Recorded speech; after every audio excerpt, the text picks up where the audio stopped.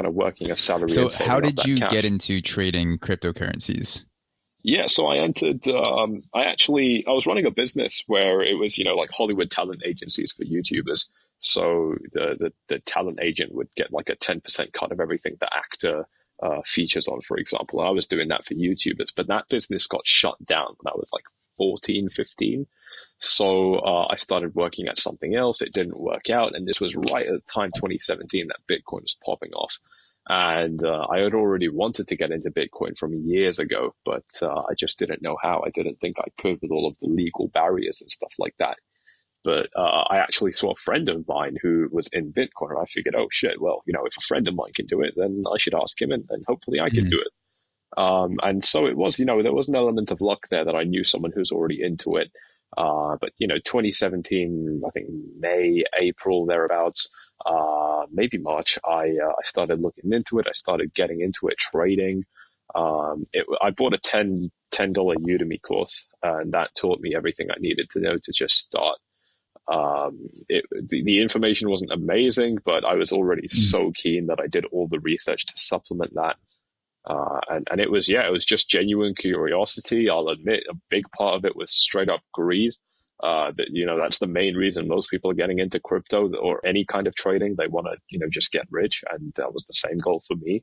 So, yeah, I just kind of took it as it came. Yeah, I mean, I think there has to be some sort of selfish aspect to it because it's the same way. For example, with podcasting, I love being able to connect with people over hosting podcasts. I can go online and talk to an expert halfway around the world, and I can also talk to people in person. But then there's also I want to make money off of this. I want to make a living. I want to be able to use podcasting to create a life for myself. So when applying that to cryptocurrency and Bitcoin, that makes sense that there's also that element that you want to use the knowledge of trading crypto to build that life for yourself that you see yourself living or that you want to live, kind of use it as a tool.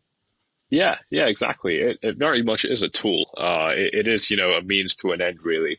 And I think it's a good way to approach it because what it means is if you approach trading as a tool, it means that you can get into it and get really good at it. But then it also means you can leave when you've made the money you wanted. There are many people who would have joined crypto, say in 2017 and left in 2018, having made, say $2,000, turned it into $50,000 and said, all right, goodbye, I've had enough. And just walking away. And that's it. If you see it as a tool, on to the next thing once you're done with the trading game. And I think that's one of the best approaches to take because you don't want to stay in this game for too long. It's, I personally chose to stay in it because I love it. I actually love the game, but it's not healthy to be in this game for too long, not unless you really know how to cope with it. So after you paid for that initial $10 course, what was the first 3 to 6 months of trading like? What was your Oh God. routine like? What are some of the things that you were paying attention to? Some maybe mistakes that you made, pitfalls. What was that immediate aftermath like when you first got into the meat of trading? Yeah. So the course taught absolutely just the bare basics. I'm talking, just what you need to know and absolutely nothing else. And that meant I knew what to do, but I didn't know how to do it properly, or I didn't know how to do it in a good way. And I don't blame it on the course in any way because it is a personal learning experience. But that meant that, put it this way, I'll never forget, I bought Ethereum at something like $300 or $200 thinking that it would rise really high. And I was correct. It went up to $400 and then it crashed right down back below my entry. And that happened within the space of, I don't know, Mhm. a week. So, and that was one of my first real trades. So, that is very much talking about going from, being in a pretty nice profit to being in a loss and then obviously panic selling. And, that kind of rinse repeated. It happened over and over. And it's a classic case. I mean, name any mistake, I made it 10 times. And that is to say, seeing, yeah, and you got to understand, with cryptocurrency, there are thousands of crypto coins out there. So, I Mhm. was choosing to trade the small ones because I had the misconception that only the small coins had the potential to rise like Bitcoin. Um, because obviously Bitcoin went from 1 cent to $7,000. I thought the other coins at 1 cent might do the same. Obviously not. And so I was buying when there was a massive rush, and any trader who has a little bit of experience will know that when you buy into extreme hype, you're usually going to get what's called dumped on. That means people will just sell on you, Hmm. and that is to say, the smart people will buy on the red days where something is falling, and the dumb people will buy on the green days where something has Hmm. already risen. I'll never forget. I actually met a mentor of mine within the first couple of months. His name is Crypto Kirby. I'm still good friends with him right now. Hmm. I don't know if I should call him a mentor, but I'm still good friends with him. And he told me roughly around kind of month 6, if you're buying on the green days, you're doing it backwards. And yeah, so we're talking about a lot of panic buying, panic selling. I mean, a lot of fear ruling over my mind, not really understanding what I'm doing, putting too much money in, then getting absolutely just annihilated in the market, and then having to put Hmm. more money in like a gambler. I mean, I was straight up gambling.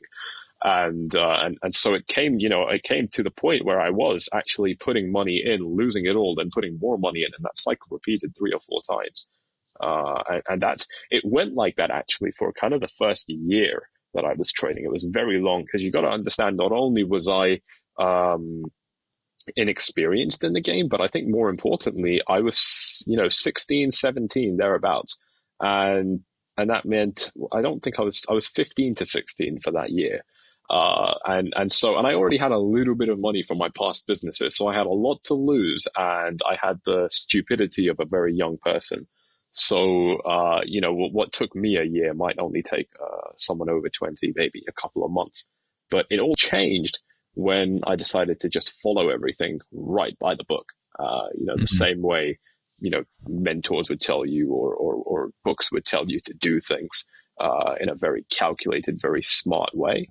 As soon as I did that, I mean, I've never looked back. I mean, it's been amazing. When you say follow everything in that calculated, smart way, are there any examples or certain things you were paying attention to that you weren't paying attention to before that allowed you to get into more of the flow state of trading instead of gambling, as you put it before? Yeah, yeah. So what it is a gambler is gonna, they might walk into the casino with say $100, and they'll blow $60 straight away within the first 10 minutes. They'll put $60 into, in my case, into one trade. And that means we're talking about only having $100 to play with and already risking 60% of that. And that's where the gambling comes in, because you get a few different problems with that. The first problem is very obvious, where if you lose that $60, you're now down by 60%. Hmm. What a very important principle in trading is, well, it's not even a principle, it's something to understand is, if you suffer a 50% loss, you need to double your money to break even. If you suffer a 75% loss, you need to 4x your money to break even, Hmm. because 25 times 4 equals 100. So if you suffer a loss, you're at a massive disadvantage. I mean, this is like running a race and having your foot amputated. I mean, you stand no chance. Hmm. And so the way you fix this, and sorry, before I get to that, the problem there is if you do lose those $60, now what you're thinking is, oh shit, my friends are at the door and I don't want to look like an idiot. So I've got to make that $60 back just so I can walk out and say, yeah, sorry, I didn't do anything good today. Or just to tell yourself, you're not a bad trader or whatever. And so suddenly you're starting off from a position of weakness and you're scrambling just to break even. And so you're taking bigger risks. You've got $40 left and you trade with $35 the next time because you're thinking, shit, I Hmm. got to make this money back. And so the biggest difference actually happened where I just started telling myself, all right, look, those losses, I'm not going to recover them.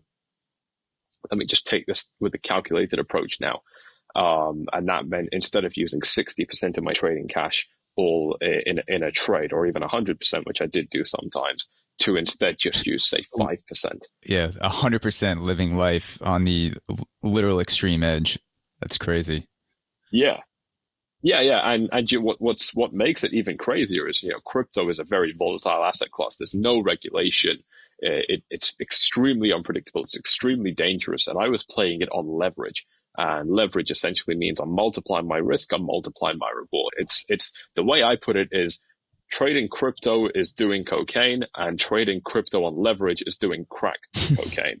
And that's the way I like to see it. And I'm still doing the crack cocaine thing with crypto, and I've just found a way to do it safely. But yeah, it was a case of, dropping your allocation into each trade, dropping how much you put into each trade, and suddenly you don't think with you don't feel scarcity, you don't feel fear, you don't feel uh those terrible feeling. In fact, you don't feel anything because it's a small amount of money. If I put $1,000 in cash on the table and I told you, hey, this is yours now, I want you to trade with $20, you wouldn't be worried Hmm. about what happens with that $20.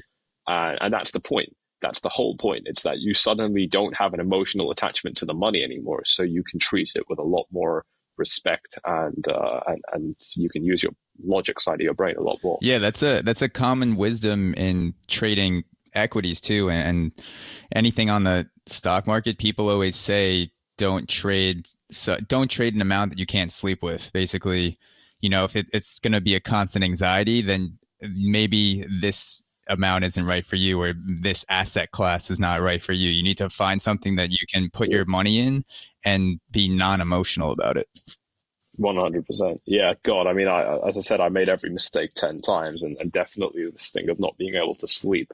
It's a very common mistake people make where they prioritize, trading over their own health and, God forbid, their family and friends and stuff like that. Mhm. Yeah, it's bad. It's easy to get into that trap as well. So you went from putting enormous percentages of your free cash into single trades to putting lower percentages, like you said, 5% into high leverage situations where you thought either the supply was going to decrease, the demand was going to increase, or both in the best of in the best world, most ideal situation.